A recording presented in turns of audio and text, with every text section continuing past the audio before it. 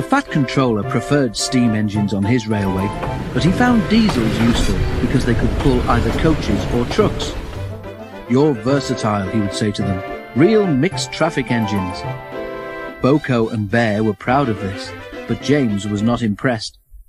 He liked these two diesels, but he treated all others with deep suspicion.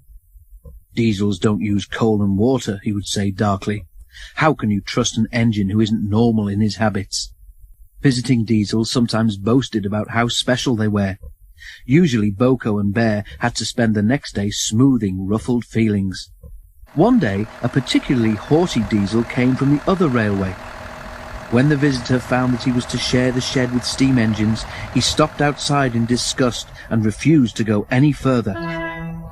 "Why on earth does your controller keep such out-of-date objects?" he growled rudely. "Dirty, smoky, slow things. Ugh!" He shuddered delicately.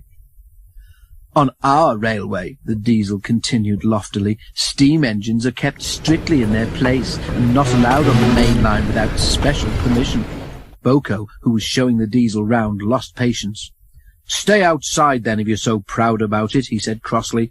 "I'm going to join my friends." "I hope it's cold tonight and he can't start in the morning," snorted James. "At least someone might want to preserve us." "Who'd need him? Old stuck-up."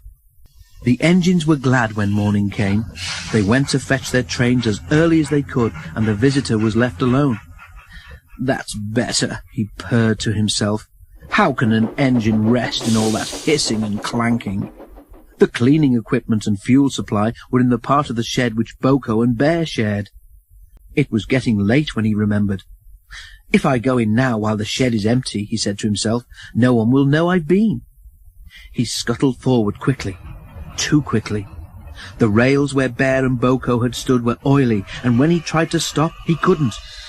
"Brake blocks and buffers, I'm slipping!" The diesel was not badly damaged, but a dreadful draught came through the hole in the wall. When the other engines came home, they heard the story from Douglas, who had cleared up the mess. "Ho, ho, ho," chortled Henry. "Old stuck-up came unstuck, did he? I say, Boko, what is it the Fat Controller calls you?" "Versatile," chuckled Boko.